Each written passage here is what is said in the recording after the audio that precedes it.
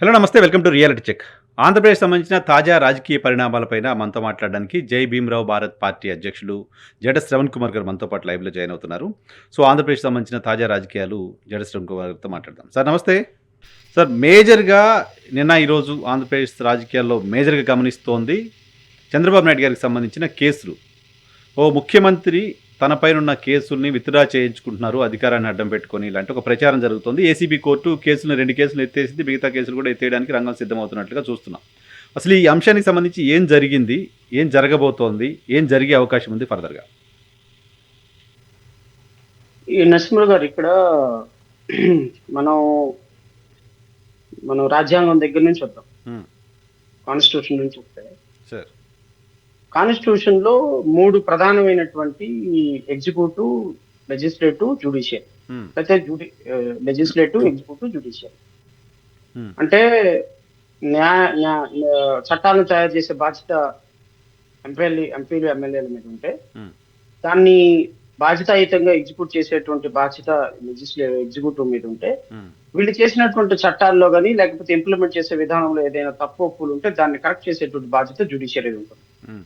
ఈ 3 కూడా ఎవరి మీద ఇంటర్ డిపెండెంట్ ఇన్స్టిట్యూషన్స్ కావు. కాదు. 3 కూడా సెపరేట్ అంగాలు. హ్మ్. అయితే ఈ 3 సెపరేట్ అంగాల్లో హ్యాండ్ అండ్ గ్లోవ్‌గా పనిచేసే అవకాశం ఉన్నది లెజిస్లేటివ్‌కి, ఎగ్జిక్యూటివ్. హ్మ్. ఎందుకంటే మంత్రులు నిర్ణయాలు చేసినప్పుడు వాటిని అమలు పరిచేటువంటి బాధ్యత ఎవ్రీడే వాళ్ళతో ఇంటరాక్ట్ చేయాల్సినటువంటి బాధ్యత హ్మ్. ఈ ఎగ్జిక్యూటివ్‌కి ఉంటుంది. హ్మ్. ఈ ఎగ్జిక్యూటివ్ వ్యవస్థ, లెజిస్లేటివ్ వ్యవస్థ కలిసి ప్రాపర్ గా పని చేయకపోతే judiciary will come into the play.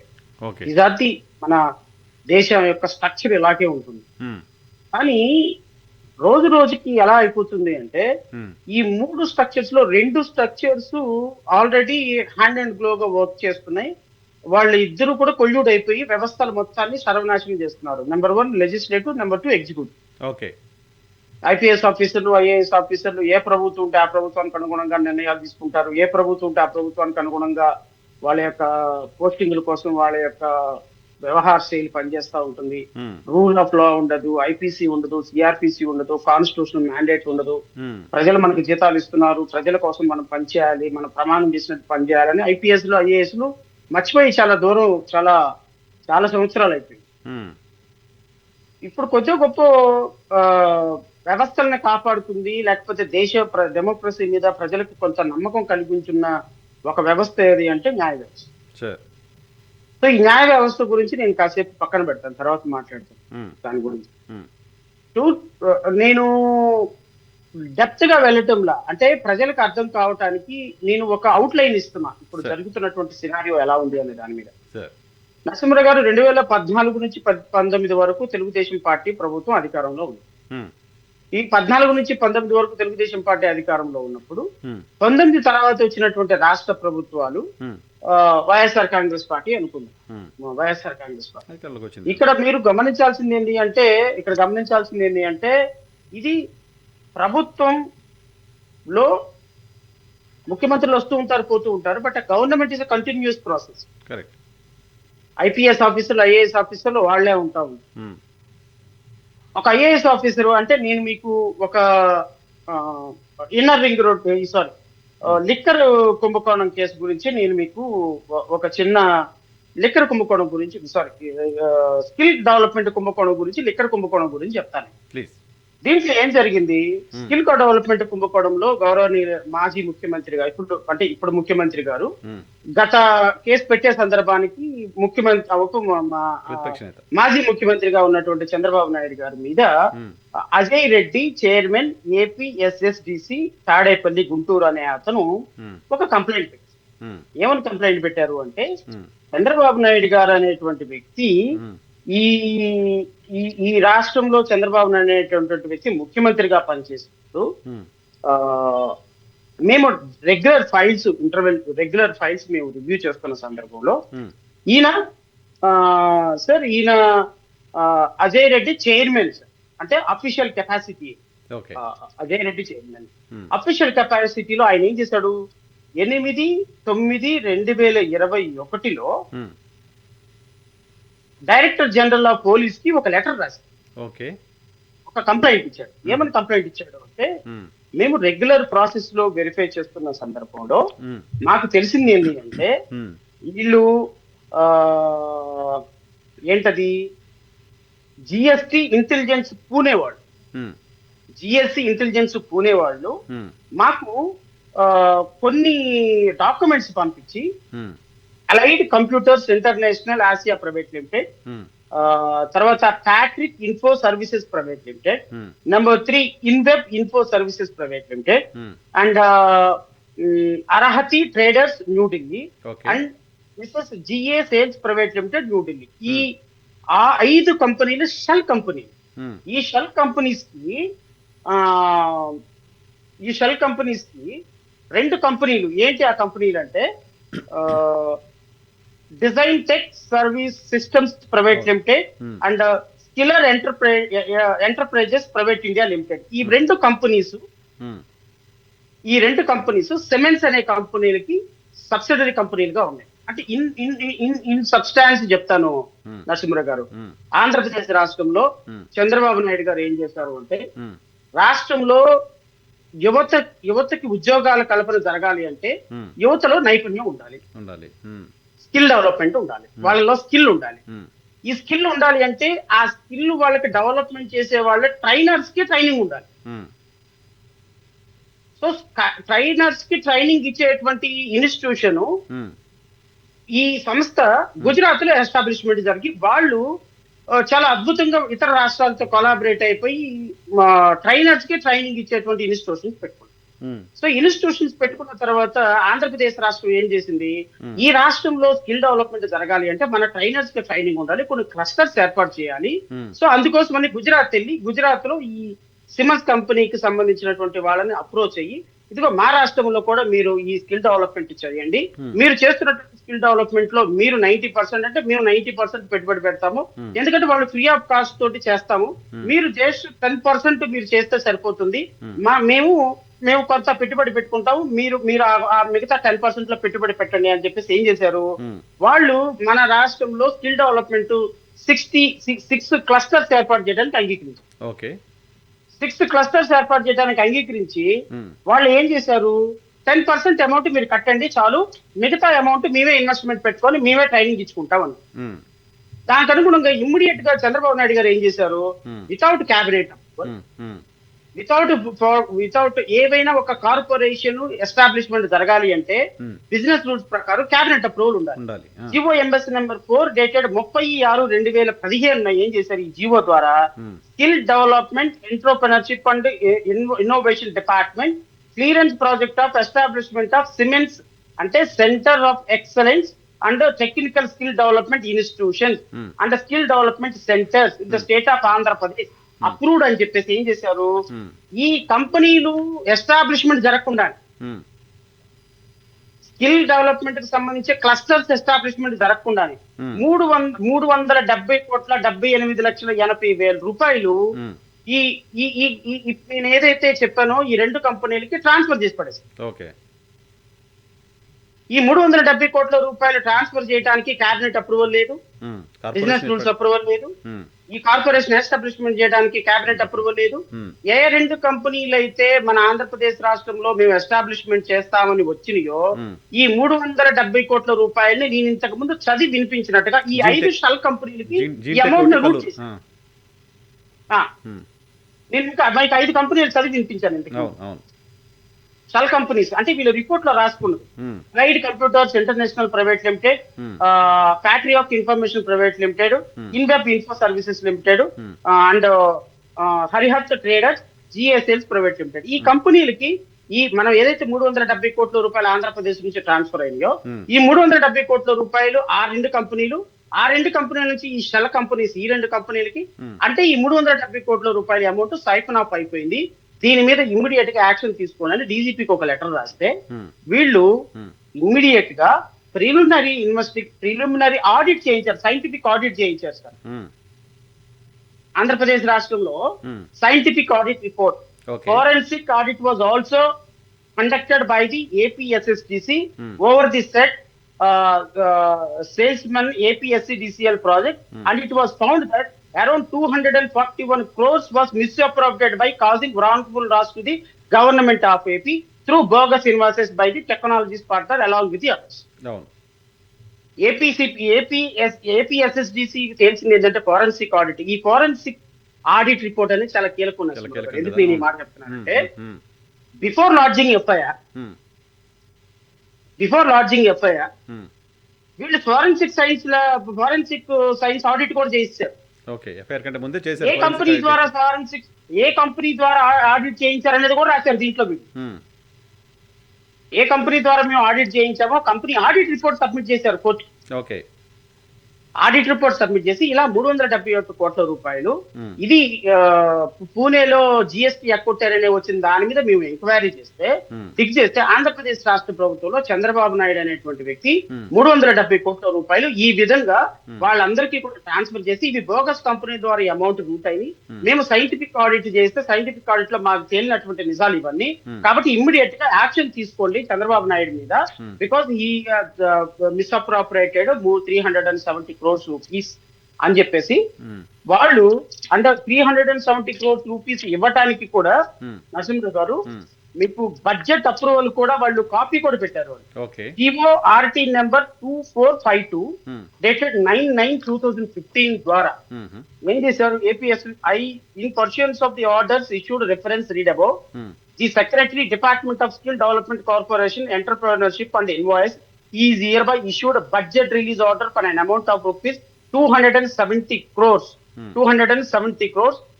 from the BE provision 2015 to 16 in relaxation of quarterly regulation orders towards 10% of the government contribution. So the amount was released from the budget. Okay. Budget orders ఇచ్చేసారు.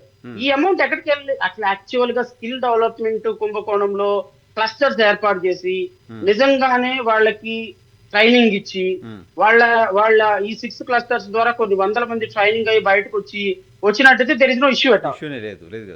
ఇప్పుడు విషయం ఏంటి, ఇక్కడ channel establishment జరగలేదు, ఇక్కడ వార్తలు చదువుతున్నారు, జర్నలిస్టులు పనిచేస్తున్నారు, ఎవ్రీడే న్యూస్ రిపోర్టింగ్ జరుగుతుంది అని కొన్ని పేపర్ల మీద చూపించారు.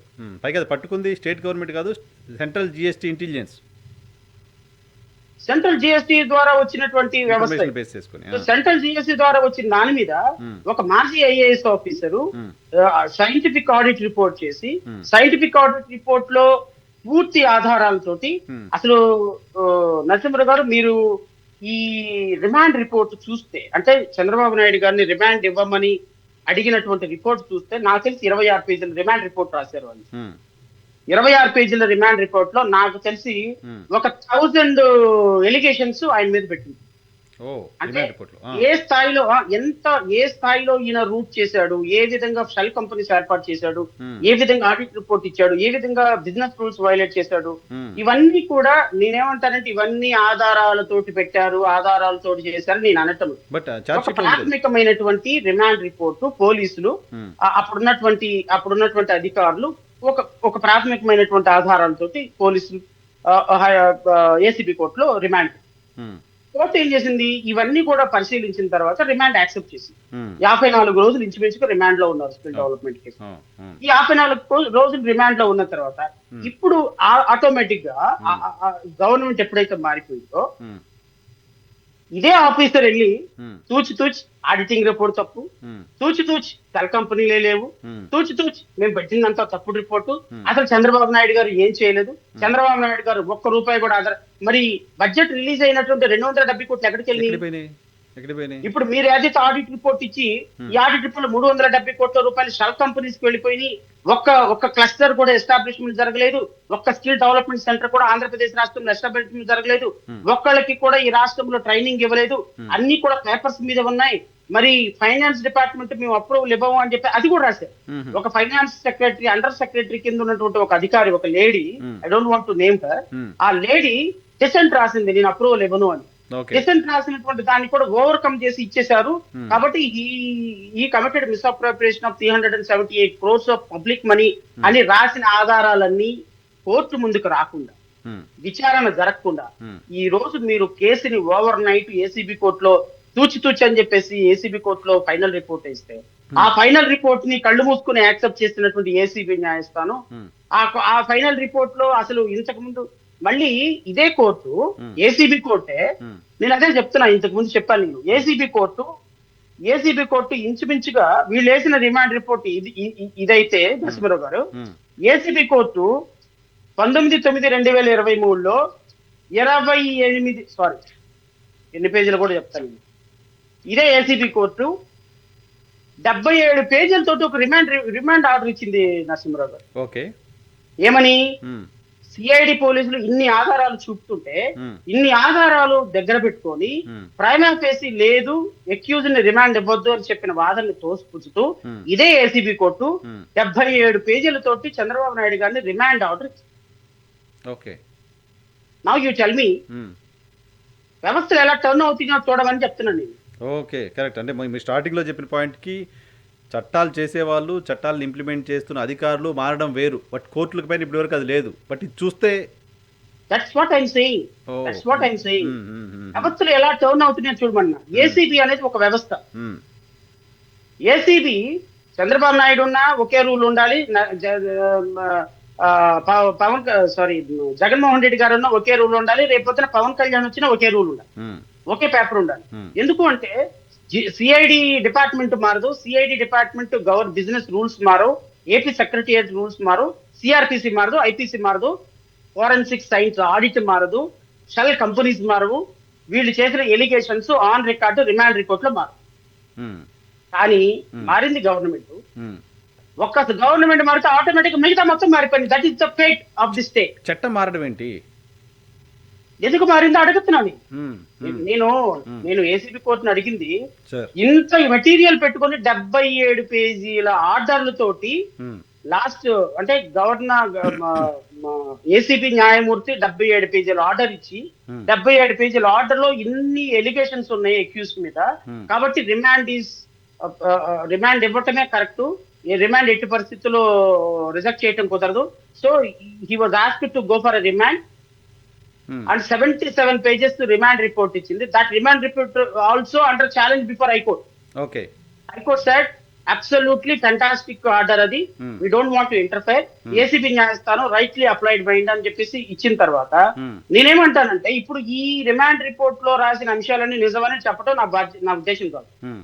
తేలాలి కదా వీటి. లేకపోతే ఇవన్నీ తప్పు అని చెప్పడం కూడా నా ఉద్దేశం కాదు. Um, right or wrong, Hmm. I don't know. Um, right or wrong, um, ఒక ఒక ఒక పోలీస్ వ్యవస్థ ఒక ముఖ్యమంత్రి మీద Hmm. 370 కోట్ల రూపాయల ఎలిగేషన్ తోటి ఒక రిమాండ్ రిపోర్ట్ పెట్టి, ఉమ్, దాంట్లో 1000కి పైగా ఆధారాలు సమర్పించి, Hmm. ఆ 1000 ఆధారాలను పరిశీలించి న్యాయమూర్తి రిమాండ్ ఇచ్చిన తర్వాత, um, without even considering those material available on record, um. పోలీసులు ఫైనల్ రిపోర్ట్ ఎలా ఫైల్ చేస్తారు? ఓకే. పోలీసులు ఫైనల్ రిపోర్టే ఫైల్ చేశారు. ఏసీబీ కోర్టు అయితే స్కిల్ కేసుని క్లోజ్ చేసినట్టు లేదు కదా. ఎట్టు నిన్న క్లోజ్ చేసి వేస్తారు, అది కూడా close. That was also close. క్లోజ్డా? ఓకే. Skill స్కిల్ case కూడా కేసు, మన ఫైబర్ నెట్ కేసు, మద్యం కేసు 3 క్లోజ్ అయిపోయినాయి. 3 క్లోజ్ అయిపోయింది. నిన్న నాకు తెలిసి 12వ తారీఖున సాయంత్రం 3 గంటలకు order pass. Um, um, um, um. Right. 12th January it was close. Okay. కానీ సార్ ఎందుకు ఈ తీర్పు చెప్పారు, క్లోజ్ చేశారు, క్లోజ్ చేయడానికి రీజన్స్ ఏంటి, తీర్పు ఏంటి అనేది ఎందుకు ఏసీబీ కోర్టు బయటకు చెప్పట్లేదు? మీకేమనిపిస్తోంది? ఎందుకు దాచేస్తోంది? ఇప్పుడు ఇది ఒక స్కిల్ కుంభకోణం ఉమ్, నరసింహరావు. ఇది ఈ స్కిల్ కుంభకోణం తర్వాత నేను ఇంకొక దాని తర్వాత చెప్పిన తర్వాత మీరు అడిగిన ప్రశ్నకి direct yeah, please please. Skill కుంభకోణం తర్వాత నరసింహరావు గారు ఉమ్, లిక్కర్ కుంభకోణం. ఉమ్, సార్, లిక్కర్ కుంభకోణంలో D Vasudeva Reddy, commissioner of distilleries and beverages and managing director of Andhra Pradesh state beverages corporation, ఉమ్, ఈయన 28/10/2023 ఈయన కూడా ఒక 40 పేజీల రిపోర్ట్ పెట్టారు సార్. ఉమ్, ఈ విధంగా లిక్కర్ కుంభకోణం జరిగింది. దాని మీద ఎఫ్ఐఆర్ నెంబర్ 18/2023, 28/10/2023 ఉమ్, ఎన్ని sections under 166 of IPC, 167, 409, 120B, red with section 34 of IPC and section 13 sub class 1D under red with section 13 sub class 2 of prevention of corruption act. అంటే ఇంచుమించుగా 12 సెక్షన్స్ మీద చంద్రబాబు నాయుడు గారి మీద అండ్ వాళ్ళ అనుచరుల మీద కేసు పెట్టారు. ఓకే. సో ఈ కేసులో కూడా మద్యం కుంభకోణం, ఉమ్, ఈ కేసులో కూడా వెంటనే గవర్నమెంట్ మారిన తర్వాత there is plenty of material in this particular case also. Um, um, um, government మారిన తర్వాత వాసుదేవ్ రెడ్డి మా కార్పొరేషన్ కి ఏ విధంగానూ అన్యాయం జరగలేదు అని చెప్పాడు అని ఉమ్. పోలీసులు ఫైనల్ రిపోర్ట్ వేసేసారు. కంప్లైంట్ చేసి పోలీసులు ఫైనల్ రిపోర్ట్ వేసిన వెంటనే ఉమ్. 2 నిమిషాల్లో ఏసీబీ న్యాయస్థానం ఈ ఫైనల్ రిపోర్ట్ ని యాక్సెప్ట్ చేస్తూ క్లోజ్ చేసేసింది. So okay. ఇప్పుడు ఉన్న చంద్రబాబు నాయుడు గారి మీద కేసులు వందల వేల కోట్ల రూపాయల అవినీతి ఆరోపణలు ఉన్నటువంటి ఒక ముఖ్యమంత్రి కింద పనిచేసేటువంటి అధికారులు ఉమ్. క్లోజ్ చేసిన తర్వాత ఉమ్. 2024లో 23లో చెప్పిన వెర్షన్ 25లోకి వెర్షన్ లో మారిపోయి ఉమ్. వ్యవస్థలు మొత్తాన్ని టర్న్ చేసి పోలీస్ వ్యవస్థ మొత్తం వెనక్కి తిరిగి వాళ్ళ డాక్యుమెంటేషన్ వాళ్ళే రివర్స్ అయ్యి రాసుకొని ఏసీబీ న్యాయస్థానంలో వేస్తే ఉమ్. 2023లో దే ఏసీబీ న్యాయస్థానం అన్ని వాదనలు విని ఎక్యూజ్డ్ తప్పు చేశాడు, నిర్దోషి ఎక్యూజ్డ్ మీద రిమాండ్ ఇవ్వాలని తీసుకున్నటువంటి ఒక ఒక ఒక వెర్షన్ ని Hmm. Now the ACB court also turn its version. Okay. ACB కోర్టుని ఈ విధంగా వర్షన్స్ ని టర్న్ చేసుకుంటూ వెళ్తే సామాన్యుడికి న్యాయ వ్యవస్థ మీదో లేకపోతే పోలీస్ వ్యవస్థ మీద నమ్మకం ఎక్కడ కలుగుతుంది చెప్పండి. కరెక్ట్. నువ్వు ముఖ్యమంత్రి అయితే నీ మీద కేసులో తీసుకోవచ్చు. నీ ముఖ్యమంత్రి అయితే నీ మీద ఉన్నటువంటి ఆధారాలన్నీ పక్కకి వెళ్ళి నువ్వు ముఖ్యమంత్రి అయితే నీ మీద ఉన్నటువంటి ఆరోపణలన్నీ పక్కకి వెళ్ళిపోతాయి. నువ్వు మళ్ళీ ముఖ్యమంత్రిలో పదవిలో నుంచి పక్కకి వెళ్ళిపోతే మళ్ళీ అది రేపొద్దున ఆధారాలన్నీ ముందుకు వచ్చేస్తాయి. రేపు వ్యవస్థలన్నీ కోర్టులని నీకు అనుగుణంగా పనిచేస్తున్న ఒపీనియన్ సామాన్యుడికి రాదా? వస్తుంది కదా, ఆబ్వియస్లీ కనపడుతుంది కదా విజువల్ గా. ఇది ఒక పార్ట్. రైట్ ఆర్ రాంగ్ నేనేమి న్యాయస్థానాలను తప్పు పట్టడం, మంచో రైటో ఒక న్యాయమూర్తి తనకున్న విజడం అనుగుణంగా ఒక నిర్ణయం తీసుకున్నారు. సో మేము యాజ్ అ థర్డ్ పార్టీ ఇప్పుడు దీంట్లో ప్రాబ్లం ఏమొస్తుందంటే క్రిమినల్ కేసులో ఏదైనా డాక్యుమెంట్స్ అడగాలి అంటే మీరు దాంట్లో పార్టీగా ఉండి తీరాలి. క్రిమినల్ కేసులు అయితే క్రిమినల్ కేసు సివిల్ కేసెస్ లో there is no such part. Criminal cases లో ఉండాలి అనేది ఇప్పుడున్న ఏసీబీ గారి న్యాయస్థానం యొక్క ఉద్దేశం. ఓకే. ఇప్పుడు దీంట్లో పోలీసులు ఫైనల్ రిపోర్ట్ ఫైల్ చేస్తారు.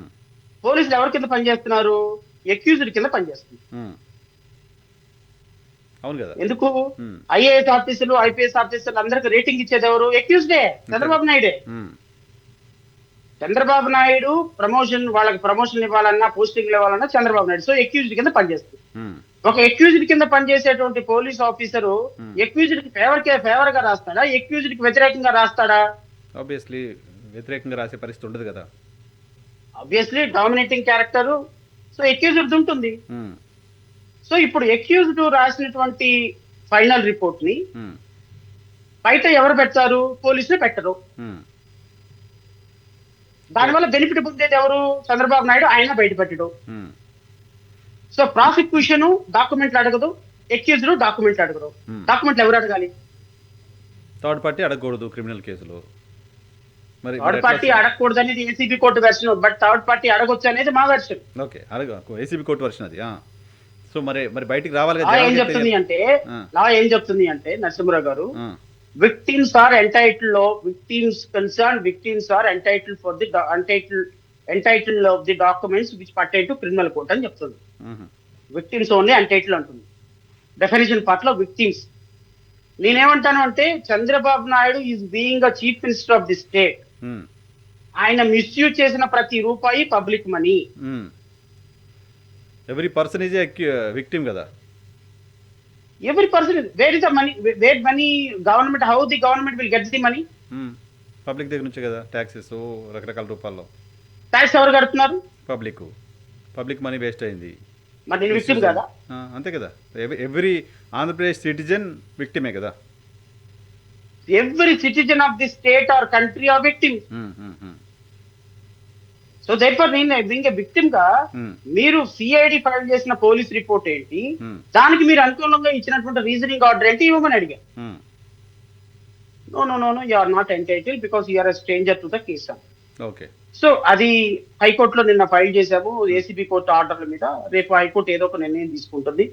ఖచ్చితంగా ఈ నిర్ణయం తీసుకున్న తర్వాత దీని మీద ఖచ్చితంగా మేము ఒకవేళ ఏసీబీ కోర్టు ఆర్డర్ ని హైకోర్టు కూడా సమర్థించిందంటే సుప్రీంకోర్టుకి వెళ్తాం. సుప్రీంకోర్టులో హైకోర్టులో ఏం జరిగింది ఒకసారి కొంచెం ఎక్స్ప్లెయిన్ చేస్తారా? ఏంటి కోర్టు ఏమన్నది నిన్న? కోర్టులో ఆర్గ్యుమెంట్స్ ఏంటి? ఇప్పుడు ఏసీబీ కోర్టు ఆ డాక్యుమెంట్స్ ఇవ్వడానికి నిరాకరించడం పైన మీరు కోర్టుకి వెళ్ళారు.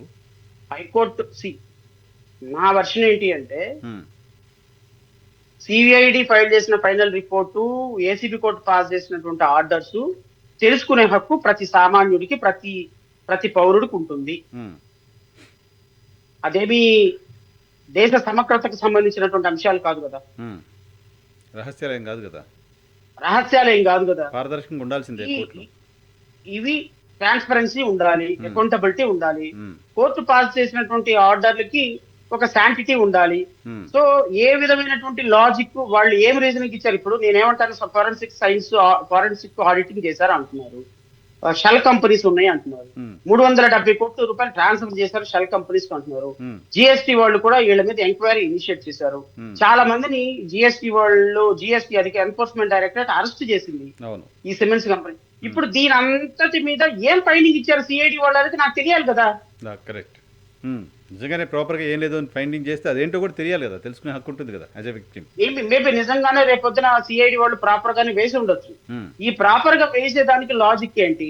ఇప్పుడు వాళ్ళు వేసినటువంటి రిపోర్ట్ ని సిఐడి ఏసీబీ న్యాయస్థానం ఎలా అంగీకరించింది? సో ఇవన్నీ తెలియాలి అంటే నిన్న న్యాయస్థానంలో జరిగినప్పుడు న్యాయస్థానం అడిగింది, వాట్ ఈజ్ యువర్ ఇంట్రెస్ట్ అని అడిగింది న్యాయస్థానం. నేను చెప్పా, my interest is that I'm citizen of this country. అంతే కదా. I'm citizen of this country. Accused is not an individual. Accused is being a chief minister. He misused his position and thereby misappropriated hundreds of crores of public money, okay. which is the taxpayers' money. So therefore, it is my right to get the documents unknown. Then the court convinced. Okay. Then asked, you provide whatever the details that you have. Why you people withdraw the cases? You just provide all these details to this court. And February 3rd వాయిదా వేసింది. Okay. February 3rd will certainly represent once again. So మేము రేపొద్దున ACB న్యాయస్థానం ఇచ్చినటువంటి order, CID file చేసినటువంటి final order తెలుసుకున్న తర్వాత దాని మీద ఆర్డర్ తీసుకున్న తర్వాత దాన్ని మేము ఛాలెంజ్ చేస్తాము. ఈ కేసెస్ విచారణ జరగకుండా క్లోజ్ చేసే హక్కు పోలీసులకు లేదు. ఓకే. ఓకే. ఇది ఖచ్చితంగా విచారణ జరగాల్సిందే. మెటీరియల్ అవైలబుల్ ఆన్ రికార్డ్ ని ఎగ్జామిన్ చేయాల్సిందే. అక్యూజ్డ్ సామాన్యుడైనప్పటికీ, చీఫ్ మినిస్టర్ అయినప్పటికీ ఈ దేశంలో ఒకే న్యాయస్థానం, ఒకే న్యాయం ఉండాలి. Nobody is above the law. Correct. Everybody has to face trial. ఇప్పుడు ఈవెన్ ఈ ఏసీబీ న్యాయస్థానంలో తప్పించుకుంటావు, హైకోర్టులో తప్పించుకుంటావు, సుప్రీంకోర్టులో ఎక్కడికి వెళ్తావు? చెప్పాల్సిందే కదా, ఎక్కడికి వెళ్ళరు కదా. సో అక్యూజ్డ్ అనేవాడు నిజంగా అది తప్పు జరిగి ఉంటే, మిస్అప్రోప్రియేషన్ జరిగి ఉంటే, 10 రూపాయలు అయినా సరే జరిగి ఉంటే రేపు ప్రజలకు ఆన్సరబుల్ గా ఉండాలి నరసింహరావు గారు. That is what is democracy. అది వదిలేసి నాకు ముఖ్యమంత్రిగా ఉన్నాను కదా, నేను వ్యవస్థని మేనేజ్ చేస్తున్నాను కదా అంటే కుదరదు కదా. అది కూడా మరో క్రైమే కదా. అది కూడా ఇంకొక క్రైమే. ఎస్ ట్రూ, అది కూడా ఒక క్రైమే.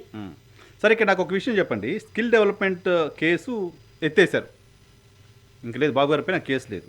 నిజానికి ఆయన ఆ కేసులో బెయిల్ పైన ఉన్నారు. ఇప్పుడు బెయిల్ పైన ఉన్న వ్యక్తి ముఖ్యమంత్రిగా ఉన్నారు. ముఖ్యమంత్రిగా ఉన్న వ్యక్తి అండర్లో సిఐడి ఉంది, ఆయన అండర్లోనే డిపార్ట్మెంట్ ఉంది. సో తాను ఏ కేసులో అయితే బెయిల్లో ఉన్నారో ఆ కేసుని ఆయనే ఎత్తేయించుకునే పరిస్థితి చూస్తున్నాం ఇప్పుడు మనం. సో అది బెయిల్ నిబంధనలు ఉల్లంఘించడం కాదా?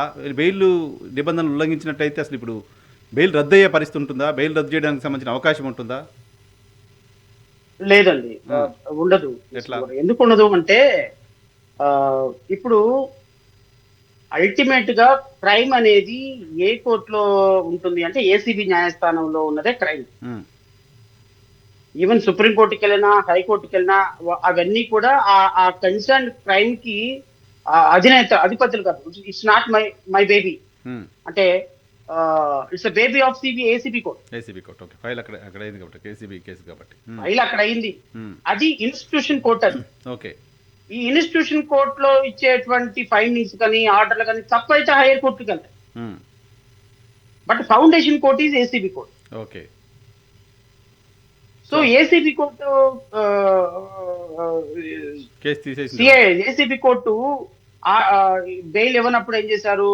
హైకోర్టుకి వెళ్ళి బెయిల్ తెచ్చుకున్నారు. బెయిల్ లో ఏం చేశారు? కొన్ని కండిషన్స్ పెట్టారు. కానీ the root causes of case has gone now. So once ACB కోర్టులో కేసు పోయినప్పుడు ఆటోమేటిక్ గా సుప్రీం కోర్టులో ఉన్న, హైకోర్టులో ఉన్న ఇన్ఫెక్షన్స్ అయిపోతాయి. ఓహో. ఓకే.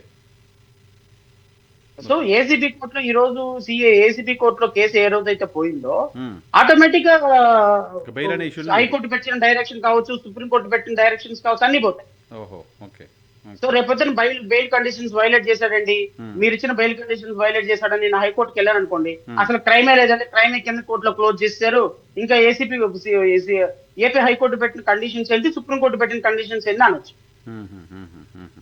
సో హైకోర్టు స్టే ఇవ్వాలి ఆ కేసు మీద. ఓకే సో జస్ట్ బెయిల్ మీద రిలీజ్ చేసి కొన్ని కండిషన్స్ పెట్టారు.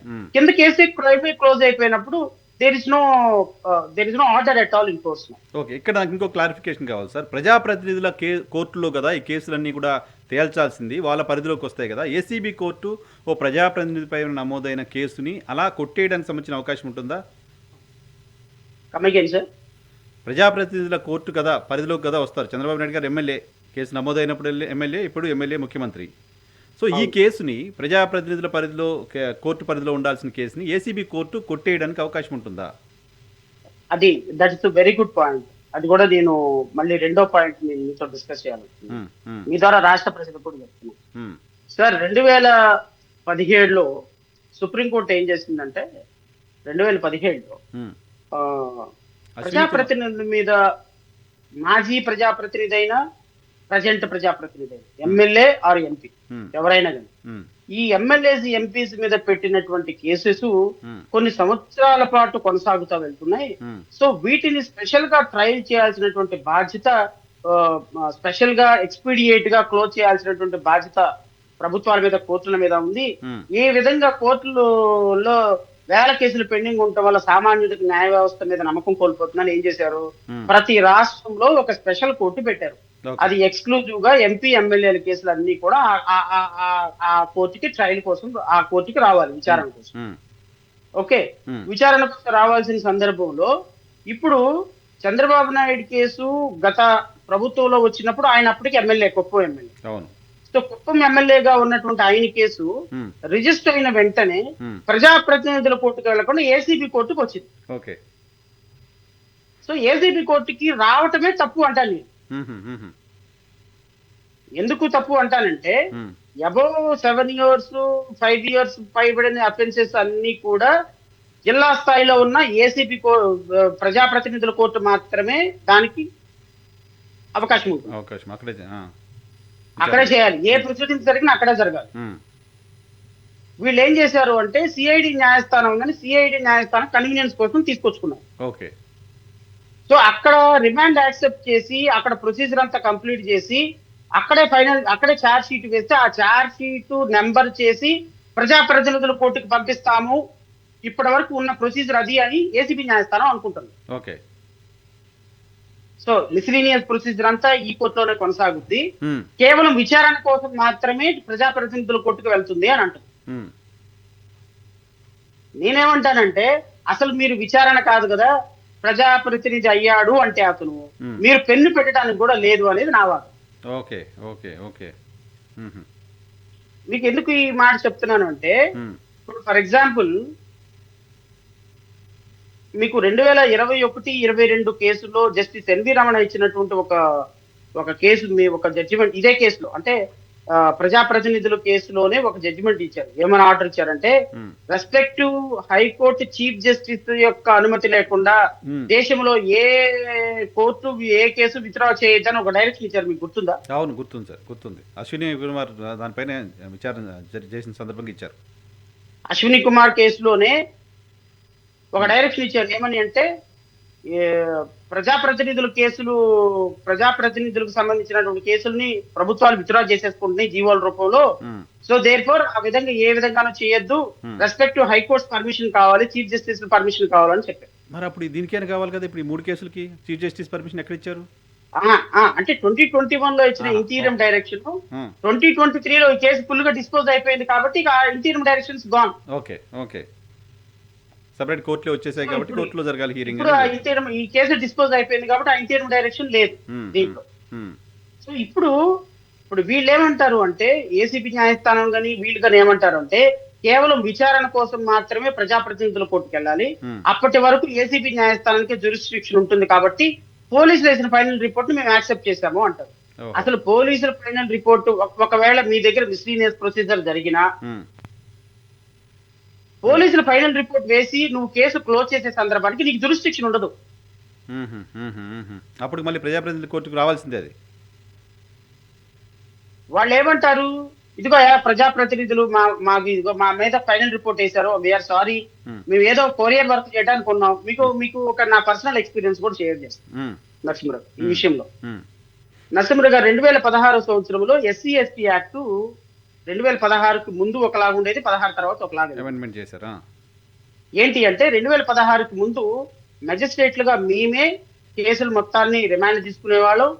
బెయిల్ యాక్సెప్ట్ చేసేవాళ్ళం. హ్మ్. షూరిటీలు. హ్మ్. మేము వాళ్ళు చార్జ్ షీట్ వేసిన తర్వాత కాగుంజం తీసుకొని కమిటెల్ అంటారు. జిల్లా కోర్టుకి కమిటెల్ చేసేసేవాళ్ళం. హ్మ్. అంటే ఫైనల్ చార్జ్ షీట్ వేసిన తర్వాతే జిల్లా కోర్టు నుంచి మా మా మా దగ్గర నుంచి చార్జ్ షీట్ నంబర్ అయిన తర్వాత దాన్ని తీసుకొని వెళ్ళిపోయి జిల్లా కోర్టులో సబ్మిట్ చేసేవాళ్ళం. ఓకే. జిల్లా కోర్టు విచారణ మొదలుపెట్టుకుంది. హ్మ్. దట్ ఇస్ కాల్డ్ కమిటెల్ ప్రొసీడింగ్స్ అంటారు. హ్మ్. 2016లో ఏం చేశారు? హ్మ్.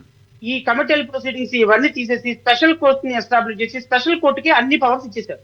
ఎస్సీ, ఎస్టీ కేసెస్‌కి సంబంధించిన ఎస్సీ, స్పెషల్ ఎస్టీ కేసెస్ కి సంబంధించి. ఇంకా హ్మ్. రిమాండ్ మా దగ్గర ఉండటానికి లేదు. చార్జ్ షీట్లు మా దగ్గర ఉండటానికి లేదు. హ్మ్. ఏ విధమైన ప్రొసీడింగ్స్ మా దగ్గర జరగడానికి లేదు. మెజిస్ట్రేట్ల దగ్గర కంప్లీట్ గా స్పెషల్ డిజిగ్నేటెడ్ కోర్ట్ జిల్లా దగ్గరికే జరగాలి. ఓహో! జరగాల్సిన పరిస్థితుల్లో ఏం చేశారు? ఫస్ట్ రిమాండ్ మాత్రం మెజిస్ట్రేట్ల దగ్గరికి తీసుకొచ్చేవాళ్ళు పోలీసులు. హుహు. నేను ఒకరోజు అబ్జెక్ట్ చేశాను. హ్మ్. మేము అట్లా చేస్తామండి రిమాండ్. మేము హ్మ్. చేయటానికి లేదు. ఇది జిల్లా జడ్జి గారు చేయాల్సిన రిమాండ్. హ్మ్. మేము చేయటానికి లేదు అంటే, లేదు సార్. జిల్లా జడ్జి గారు ఎక్కడో మచిలీపట్నంలో ఎక్కడో హెడ్ క్వార్టర్స్ లో ఉంటారు. మేము పల్లెటూరులో అయ్యే రిమాండ్లు మేము అక్కడికి తీసుకెళ్లాలంటే ట్రావెలింగ్ ఇబ్బంది అవుతుంది కదా అంటే, హ్మ్. మీరు ట్రావెలింగ్ ఇబ్బంది అవుతుంది కదా, ఇంకోటి ఇబ్బంది అవుతుంది కదా అని జ్యూరిస్డిక్షన్ లేకుండా నేనెట్ట రిమాండ్ యాక్సెప్ట్ చేస్తానయ్యా. హ్మ్. హ్మ్. మీరు అల్లాల్సింది జిల్లా జడ్జి గారికి అక్కడికెళ్ళి రిమాండ్ పెట్టుకోండి అంటే, కాదు కూడదని ప్రిన్సిపల్ డిస్ట్రిక్ట్ జడ్జి గారికి మొత్తానికి కాల్ వెళ్తే ప్రిన్సిపల్ డిస్ట్రిక్ట్ జడ్జి గారు ఏం చేశారు? హ్మ్. సార్ మెజిస్ట్రేట్లు అందరూ ఫస్ట్ రిమాండ్ యాక్సెప్ట్ చేయండి. ఫస్ట్ రిమాండ్ యాక్సెప్ట్ చేసి రెండో రిమాండ్ ఆ రెస్పెక్టివ్ జిల్లా జడ్జి గారికి పెట్టండి. హ్మ్. పాపం వాళ్ళు ఎక్కడో ఉంటారు, ఇబ్బందుల్లో ఉంటారు. మీరు లోకల్ గా ఉంటారు కాబట్టి యాక్సెప్ట్ చేసి పంపించండి అని ఒక ఓరల్ ఇన్స్ట్రక్షన్స్ ఇచ్చారు. Okay. That oral instructions somehow turn into proceedings. హ్మ్. ఆ ప్రొసీడింగ్స్ ని హైకోర్టులో ఛాలెంజ్ చేశారు సమ్‌వన్. ఓకే. హైకోర్టులో ఛాలెంజ్ చేస్తే హైకోర్టు ఏం చెప్పింది? Don't do such things. హ్మ్. హ్మ్. హ్మ్. రిమాండ్ యాక్సెప్టెన్సీ స్పెషల్ కోర్ట్ అంటే స్పెషల్ కోర్టే చేయాలి. అంతే. ఓకే. మెజిస్ట్రేట్లు మీ ఇష్టం వచ్చినట్టు రిమాండ్లు ఫస్ట్ రిమాండ్లు చేయడానికి మీకు స్థాయి లేదు. ఓకే. హ్మ్. హ్మ్. ఇది ఫస్ట్ ఏడీజే ఏదైతే ఎస్సీ ఎస్టీ కోర్టులు ఉందో ఆ ఎస్సీ ఎస్టీ కోర్టులు మాత్రం రిమాండ్ చేయాలి అని చెప్పి ఆ రోజు నుంచి ఎస్సీ ఎస్టీ జడ్జిలు ఎంత దూరం ఉన్నా సరే వాళ్ళే రిమాండ్ చేస్తారు. హుహు. హుహు. హుహు. సో ఇది రెగ్యులర్ కూడా గా ప్రశ్నే ఈ కదా! రోజు కూడా హ్మ్. ఈ రోజు కూడా నేనేమంటానంటే హ్మ్. కన్వీనియన్స్ కోసం ఏసీబీ కోర్టు దగ్గరకు తీసుకొచ్చి పెట్టినప్పుడు హ్మ్. ఒకవేళ మీరు ఆ పర్టికులర్ సందర్భంలో రిమాండ్ కోసం పెట్టినా ఫైనల్ రిపోర్ట్ ఫైల్ చేసిన తర్వాత హ్మ్. అది ప్రజాప్రతినిధుల కోర్టుకెళ్ళి ఆయన కాల్ తీసుకోవాలి తప్ప హ్మ్. మీరు ఏసీబీ కోర్టు చేసే జ్యూరిస్డిక్షన్ లేదు అనేది నా వాదన. రెండో వాదన నేను ఓహో! ఓకే. హైకోర్టులో. ఓకే. ఓకే. హుహు. సో జడ్జి గారు honourable judges appreciated my argument. హుహు. She has written down. హుహు. హుహు. So this is going to be valid point tomorrow. నువ్వు ఏసీబీ కోర్టుకు నీకు జ్యూరిస్డిక్షన్ లేని చోట హ్మ్. ప్రజాప్రతినిధి అయిన చంద్రబాబు నాయుడు కేసు నువ్వు ఎలా యాక్సెప్ట్ చేస్తావు? ఓకే. యాక్సెప్ట్ చేసే సందర్భంలో మీ జ్యూరిస్డిక్షన్ ఏంటి? హ్మ్. మీరు ఏసీబీ కోర్టు ట్రయల్ చేయాలి. హ్మ్. ఏసీబీ కేసులు ఎప్పుడు ట్రయల్ చేయాలి? ఎక్యూజ్డ్ ప్రజాప్రతినిధి కాకపోతే ట్రయల్ చేయాలి. కాకపోతే ట్రయల్ చేయాలి. ఆర్ ఎల్స్ మీరు చేయడానికి లేదు. ఎక్యూజ్డ్ ఆ! ఇప్పుడు ఫర్ ఎగ్జాంపుల్ హ్మ్. 18 సంవత్సరాల లోపు పిల్లోడు ఒక మర్డర్ చేశాడు నరసింహరావు. హ్మ్. హ్మ్. 18 సంవత్సరాల లోపు పిల్లోడు మర్డర్ చేశాడు. హ్మ్. ఇంకో అబ్బాయి రేప్ చేశాడు. హ్మ్. వీళ్ళిద్దరిని రెగ్యులర్ కోర్టుకు తీసుకెళ్తావా? జువెనైల్ కోర్టుకు తీసుకొస్తావా? మైనర్స్ కాబట్టి జూనియర్ కోర్ట్‌కి తీసుకెళ్తాంగా. ఎందుకు తీసుకొస్తావు? ఇది మర్డర్ కేసు, రేప్ కేసు కదా! చాలా పెద్ద కేసు కదా! కేస్ పెద్దదైనా వాళ్ళు దాని పరిధిలోకి మైనర్స్ కదా వాళ్ళు.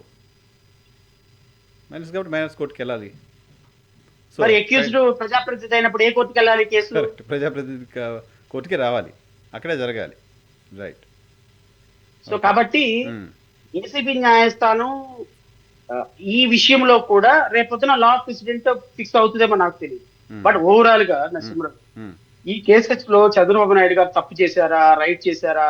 ఆయన నిజంగానే డబ్బులు తీసుకున్నారా? డబ్బులు తీసుకోలేదా? అని చెప్పడానికి నేనేం కాంపిటెంట్ పర్సన్ కాదు. హ్మ్.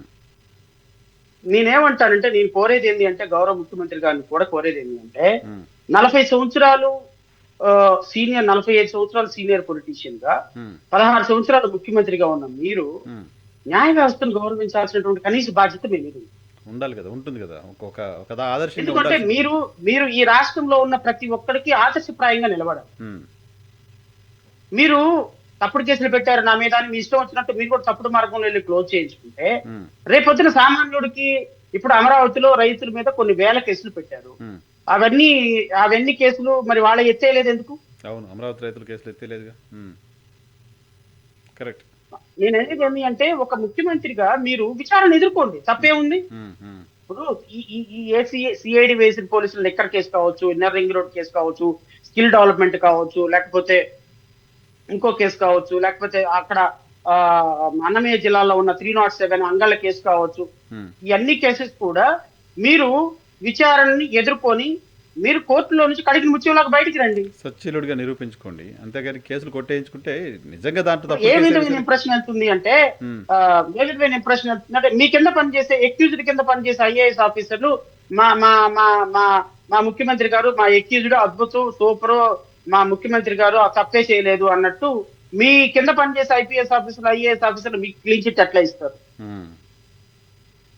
సో అది నైతికత కూడా కాదు. నేను అనేది లీగాలిటీ పక్కన పెడితే మీరు ఒక వ్యవస్థని నడుపుతున్న ముఖ్యమంత్రిగా మీ కింద పనిచేసేటువంటి ఐఏఎస్ ఐపీఎస్ ఆఫీసర్ల చేత ఫైనల్ రిపోర్ట్లు వేయించుకొని ఆ ఫైనల్ రిపోర్ట్ ను క్లోజ్ చేయించుకొని ఆ క్లోజింగ్ ఆర్డర్స్ బయట పెట్టకుండా మీకున్నటువంటి ఇన్ఫ్లుయెన్స్ తోటి కోర్టులను కూడా అడ్డగిస్తా ఉంటే ఈ రాష్ట్రంలో మీరు నిజాయితీగా రాజకీయం చేస్తున్నారు, నిజాయితీగా వ్యవస్థలను గౌరవిస్తున్నారని ఇంప్రెషన్ కామన్ మ్యాన్ ఎక్కడ వస్తుంది? ఎందుకు వస్తుంది? వచ్చే అవకాశమే లేదు కదా. సో మీరే రోల్ మోడల్ గా ఉండాలి అంటున్నాను నేను. మీరు రోల్ మోడల్ గా ఉండకపోతే రేపొద్దున మరి ఇప్పుడు అతను ఎవరో ఎలిగేషన్స్ వస్తున్నాయి. ఇప్పుడు నరసింహరావు గారు అండి, నరసింహరావు గారు తిరుమల తిరుపతి దేవస్థానంలో మాట వరుస్తాడు చెప్తున్నాను ప్రజలకు అర్థం కాదు.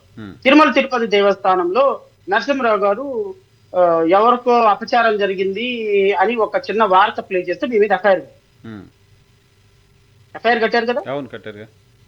ఎఫ్ఐఆర్ కట్టి మిమ్మల్ని తీసుకొచ్చి తిరుపతి నడివీధిలో ఊరేగించారనుకోండి, ఏంటి ఏంటి ఏంటి what impression it will give? Everyday allegation మీద మీరు తప్పు చేశారో రైడ్ చేశారో పోలీసులు ఛార్జ్ షీట్ ఫైల్ చేసి మీ మీద విచారణ చేసేంత వరకు ఎవరికి తెలియదు. మీరు ఇమ్మీడియట్ గా ఎఫ్ఐఆర్ రిజిస్టర్ కాగానే అరికాల కోటింగ్లు ఇచ్చేస్తుంది. ఎఫ్ఐఆర్ రిజిస్టర్ కాగానే వాళ్ళని తీసుకొచ్చి రోడ్ల మీద నడిపిస్తుంది. ఏం లా సార్ ఇది? మొత్తం అంతా ఒక చోట పొరపాటున ఒకళ్ళిద్దరు చేసింది కాదు, అది మొత్తం స్టేట్ అంతా చాలా చోట్ల చేశారు. అది ఆర్గనైజ్డ్ గా, ప్లాన్డ్ గా అనుకుని ఎవ్రీవేర్ రాష్ట్రంలో ఎక్కడైనా సరే ఒక ఎఫ్ఐఆర్ నమోదైతే వాళ్ళని తీసుకొచ్చి రోడ్డు మీద నడిపిస్తున్నారు. ఇప్పుడు మీరు డిబేట్ పెట్టబోయే ముందు టైం వరకు అదే ప్రిపేర్ చేస్తుంది. Maybe tomorrow or day after tomorrow we're going to file public interest litigation and ఒక supreme court judgment, AP high court జడ్జిమెంట్లు ఉన్నప్పటికీ కూడా contrary to those judgments accused were allowed to parade on open streets which is a constitutional violation. ఎవరైతే police ఆఫీసర్లు ఉన్నారో వీళ్ళ మీద contempt of the court proceedings నమోదు చేయమని మేము హైకోర్టులో రేపొద్దున కేసు ఫైల్ చేస్తున్నాం. ప్రాబబ్లీ నెక్స్ట్ వీక్ ఈ కేసు హీరింగ్ రావచ్చు. సో ఎక్యూజ్డ్ ని పెరేడ్ చేయించే సంస్కృతి చట్టంలో లేదు. హైడ్ గా ఉండే రైట్ ఉంటుంది కదా, వాడు అక్యూజ్డ్ మాత్రమే కదా, దోషి కాదు కదా అప్పటికి. నేను అనేది అదే సార్. ఇప్పుడు అలాంటి వాళ్ళనేమో రోడ్ల మీద నడిపించి అరికాల కోటింగ్ ఇస్తున్నారా? వేల కోట్ల రూపాయలు దోచుకున్న మీరేమో సాయంత్రానికి అడ్డదారిలో మీ కేసులు క్లోజ్ చేయించుకుంటున్నారా? ఏం డెమోక్రసీ ఇది? ఏమి లా ఇది? ఏం చట్టం ఇది? అంటే ముఖ్యమంత్రి చంద్రబాబు నాయుడు కాబట్టి ఒక చట్టం, సామాన్యుడికి ఇంకొక చట్టం. సామాన్యుడు ఏదైనా ఒక చిన్న క్రైమ్ లో ఇరుక్కుంటే వాడిని తీసుకొచ్చి అరికాల మీద కొట్టించి రోడ్ల మీద నడిపించేస్తున్నారు. మీరు మాత్రం వేల కోట్ల రూపాయలు దోచుకొని కోర్టులు మీ వెనక పెట్టుకొని, జడ్జిలను మీ వెనక పెట్టుకొని, పోలీస్ ఆఫీసర్లు మీ వెనక పెట్టుకొని కేసులు క్లోజ్ చేసుకుంటారు. మీరు మాత్రం సచివులు, మీరు మాత్రం ముఖ్యమంత్రి, మీరు మాత్రం ఈ రాష్ట్రాన్ని కాపాడడానికి వచ్చినటువంటి అపర భాగీరథులు, మిగతా వాళ్ళు మాత్రం అంత దొంగలు, దోషులు, దోకాకూరలు అయిపోతే ఎట్లా? ప్రజలకు నమ్మకం పోతుంది కదా, మాట్లాడటానికి కనీసం కామన్ సెన్స్ ఉండాలి కదా. ప్రజలకు కూడా నమ్మకం పోతుంది కదా చట్టాలపైన. సో కాబట్టి ఎట్టి పరిస్థితుల్లో కేసులు మళ్ళీ రీఓపెన్ అవుతాయా? అవడానికి సంబంధించిన పాసిబిలిటీ ఉందా సార్? నేను ఒకటి చెప్తాను. నాకు తెలిసి నాకు ఒక 20 years ఎక్స్పీరియన్స్ ఉంది లీగల్ గా. అంటే ఒక 10 సంవత్సరాలు జడ్జిగా, ఒక 10 సంవత్సరాలు లాయర్ గా. I'm having 20 years of little experience. Hmm. Out of my experience are telling. Hmm. Chandrababu Naidu మీద పెట్టిన ఏ కేసు క్లోజ్ అవ్వదు. క్లోజ్ అవ్వదు. అవ్వదు. హ్మ్. 100కి 1000% ఈ కేసులు మొత్తాన్ని క్లోజ్ చేయించడం ఖాయం.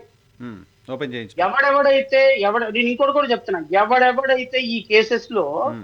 చంద్రబాబు నాయుడుకి అనుకూలంగా పోలీసులు ఛార్జ్ షీట్లు ఫైల్ చేశారో, హ్మ్. ఎవరెవరైతే అనుకూలంగా ఈ రోజు ఫైనల్ రిపోర్ట్లు తయారు చేశారో, హ్మ్. ఎవరెవరైతే అనుకూలంగా ఫైనల్ రిపోర్ట్లు తయారు చేసి ఏసీబీ కోర్టులో ఫైల్ చేశారో, హ్మ్. ప్రతి ఒక్కడు కూడా ఈ క్లచెస్ లోంచి తప్పించుకునే అవకాశం లేనే లేదు.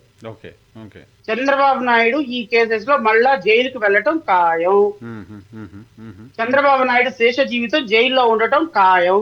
హుహు. హుహు. 100% చంద్రబాబు నాయుడు ఈ కేసెస్ లో అచ్చెన్నాయుడు, చంద్రబాబు నాయుడు, లేకపోతే ఈయన ఎవరు మచిలీపట్నం మంత్రి గారు, హ్మ్. ఎవరు సుజయ్ గారు. తప్పించుకునే ప్రసక్తి లేదు. లిక్కర్ కుంభకోణంలో ఆయన కూడా ఉన్నాడు. అవును. ఈ ఎక్సైజ్ మంత్రి గారు కూడా. హ్మ్. స్కిల్ కుంభకోణంలో అచ్చెన్నాయుడు గురించి ఓ 2 పేజీలు రాసేశారు హుహు. రిమాండ్ రిపోర్ట్‌లో.